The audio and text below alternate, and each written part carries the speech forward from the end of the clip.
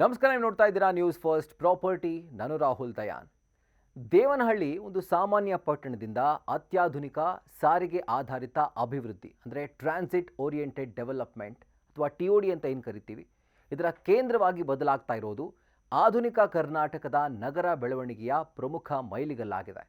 2026ರ ಮಧ್ಯಭಾಗದ ವೇಳೆ ಇದು ಕೇವಲ ವಿಮಾನ ನಿಲ್ದಾಣವಿರುವಂಥ ಪ್ರದೇಶ ಆಗಿ ಇರದೆ ಮೂಲಸೌಕರ್ಯ, ಉದ್ಯಮ ಮತ್ತು ಹೈ ಸ್ಪೀಡ್ ಸಂಪರ್ಕಗಳಿಂದ ಸ್ವಯಂಚಾಲಿತ ಆರ್ಥಿಕ ಇಂಜಿನ್ ಆಗಿ ಅಭಿವೃದ್ಧಿ ಆಗ್ತಾ ಇದೆ. ಜಾಗತಿಕ ಹೂಡಿಕೆಯನ್ನು ಆಕರ್ಷಣೆ ಮಾಡೋಕೆ ಪೂರಕವಾದಂಥ ಸಿಸ್ಟಮ್ ಇಲ್ಲಿನ ಬೆಳವಣಿಗೆಗೆ ಅಡಿಪಾಯವಾಗಿದೆ. ದೇವನಹಳ್ಳಿಯ ಆಕರ್ಷಣೆಗೆ ಇಲ್ಲಿನ ಮಲ್ಟಿ ಮಾಡೆಲ್ ಸಂಪರ್ಕವೇ ಒಂದು ಪ್ರಮುಖ ಕಾರಣ.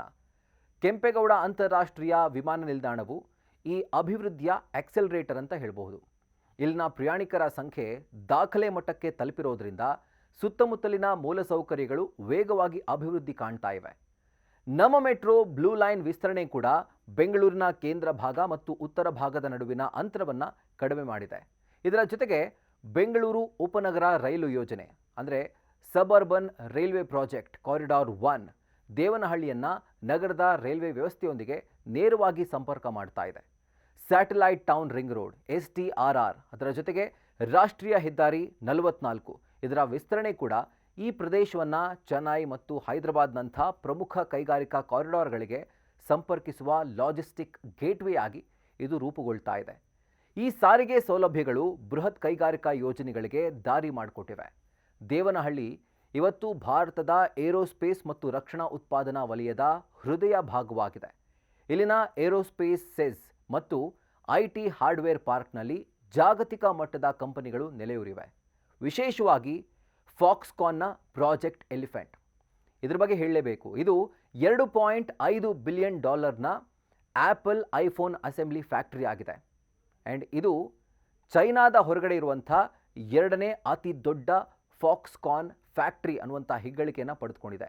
ಹಾಗೂ ಇದು ಸುಮಾರು 40,000 ಉದ್ಯೋಗಗಳನ್ನು ಸೃಷ್ಟಿ ಮಾಡುವಂಥ ನಿರೀಕ್ಷೆ ಇದೆ. ಈ ಕಾರ್ಖಾನೆ ಭಾರತದ ಎಲೆಕ್ಟ್ರಾನಿಕ್ಸ್ ಉತ್ಪಾದನಾ ಗುರಿಗಳಿಗೆ ಶಕ್ತಿಯನ್ನು ನೀಡುತ್ತಾ ಇದ್ದು ಸಾವಿರಾರು ಜನರಿಗೆ ಉದ್ಯೋಗ ನೀಡುತ್ತೆ. ಸರ್ಕಾರದ ವಿಶೇಷ ಹೂಡಿಕೆ ವಲಯ ಅಂದರೆ SIR ಅಂತ ಏನು ಕರಿತೀವಿ, ಈ ಯೋಜನೆ ಸುಮಾರು 3,000 ಎಕರೆಗೂ ಹೆಚ್ಚು ಭೂಮಿಯಲ್ಲಿ ಯೋಜಿತ ಕೈಗಾರಿಕಾ ಟೌನ್ಶಿಪ್ಪನ್ನು ನಿರ್ಮಾಣ ಮಾಡ್ತಾ ಇದೆ. ಇದು ಸೆಮಿಕಂಡಕ್ಟರ್ ಮತ್ತು ತಂತ್ರಜ್ಞಾನ ಕಂಪನಿಗಳಿಗೆ ಅಗತ್ಯವಿರುವಂಥ ವರ್ಲ್ಡ್ ಕ್ಲಾಸ್ ಫೆಸಿಲಿಟಿಗಳನ್ನು ಒದಗಿಸ್ತಾ ಇದೆ. ಕೈಗಾರಿಕಾ ಪ್ರಗತಿ ಕೂಡ ರಿಯಲ್ ಎಸ್ಟೇಟ್ ಮತ್ತು ಮೂಲಸೌಕರ್ಯಗಳಲ್ಲಿ ಭಾರಿ ಕ್ರಾಂತಿಯನ್ನು ಉಂಟು ಮಾಡಿದೆ. ದೇವನಹಳ್ಳಿಯನ್ನು ಇವತ್ತು 2000ರ ದಶಕದ ಆರಂಭದಲ್ಲಿದ್ದಂಥ ಗುರುಗ್ರಾಮ್ಗೆ ಕಂಪೇರ್ ಮಾಡಲಾಗ್ತಾ ಇದೆ. ಇಲ್ಲಿ ಇಂಟಿಗ್ರೇಟೆಡ್ ಟೌನ್ಶಿಪ್ಗಳು ತಲೆ ಎತ್ತುತ್ತಾ ಇದ್ದು ವಸತಿ ಸಮುಚ್ಚಯಗಳ ಜೊತೆಗೆ ವಾಣಿಜ್ಯ ಕಚೇರಿಗಳು, ಶಾಲೆಗಳು ಮತ್ತು ಆಸ್ಪತ್ರೆಗಳು ಲಭ್ಯವಿವೆ. ಜೊತೆಗೆ ಇದು ಕೆಲಸ, ಜೀವನ, ಮನೋರಂಜನೆ ಅಂದರೆ ಇಂಗ್ಲೀಷ್ನಲ್ಲಿ ಏನು ಕರಿತೀವಿ ವರ್ಕ್, ಲಿವ್, ಪ್ಲೇ ಈ ಮಾದರಿಯನ್ನು ಪ್ರೋತ್ಸಾಹ ಮಾಡ್ತಾ ಇದ್ದು ದೂರದ ಪ್ರಯಾಣದ ಅಗತ್ಯವನ್ನು ಇದು ಕಡಿಮೆ ಮಾಡ್ತಾ ಇದೆ. ಹೂಡಿಕೆದಾರರಿಗೆ ದೇವನಹಳ್ಳಿ ಬೆಂಗಳೂರಿನ ಇತರೆ ಭಾಗಗಳಿಗಿಂತ ಹೆಚ್ಚಿನ ಲಾಭವನ್ನು ನೀಡ್ತಾ ಇದೆ. ಇದು ಬಹಳ ಮುಖ್ಯ.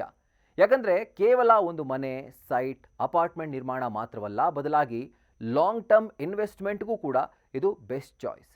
ಈಗಾಗಲೇ ಅನೇಕ ಬಿಲ್ಡರ್ಗಳು, ಇನ್ಫ್ಯಾಕ್ಟ್ ಪ್ರತಿಷ್ಠಿತ ಬಿಲ್ಡರ್ಗಳು ಇತ್ತ ಮುಖ ಮಾಡಿಯಾಗಿದೆ ಹಾಗೂ ಪ್ರಾಜೆಕ್ಟ್ಗಳು ಶುರುವಾಗಿವೆ. ಕೆಲವೊಂದಷ್ಟು ಪ್ರಾಜೆಕ್ಟ್ಗಳು ಕಂಪ್ಲೀಟೇ ಆಗೋಗಿದೆ. ಒಟ್ಟಾರೆಯಾಗಿ ದೇವನಹಳ್ಳಿ ಭಾರತದ ಭವಿಷ್ಯದ ನಾಗರೀಕರಣಕ್ಕೆ ಅಂದರೆ ಅರ್ಬನೈಸೇಷನ್ಗೆ ಒಂದು ಬೆಸ್ಟ್ ಎಕ್ಸಾಂಪಲ್. ವಿಮಾನ, ರೈಲು ಮತ್ತು ನಾವೀನ್ಯತೆಯ ಮೂಲಕ ಇದು ಮುನ್ನಡೀತಾ ಇದೆ. ಜೊತೆಗೆ ಹೂಡಿಕೆದಾರರನ್ನು ತನ್ನತ್ತ ಸೆಳೀತಾ ಇದೆ. ಇದೇ ಥರದ ಮತ್ತಷ್ಟು ಇಂಟ್ರೆಸ್ಟಿಂಗ್ ಕಾಂಟೆಂಟ್ಗಳಿಗಾಗಿ ನ್ಯೂಸ್ ಫಸ್ಟ್ ಪ್ರಾಪರ್ಟಿಯನ್ನು ಸಬ್ಸ್ಕ್ರೈಬ್ ಮಾಡಿ, ಬೆಲ್ ಐಕಾನ್ ಕ್ಲಿಕ್ ಮಾಡೋದನ್ನು ಮರಿಬೇಡಿ. ಕ್ಷಣ ಕ್ಷಣದ ಮಾಹಿತಿಗಾಗಿ ನೋಡ್ತಾ ಇರಿ ನ್ಯೂಸ್ ಫಸ್ಟ್, ನಿರ್ಭೀತಿಯಿಂದ ನಿಮ್ಮ ಪರವಾಗಿ.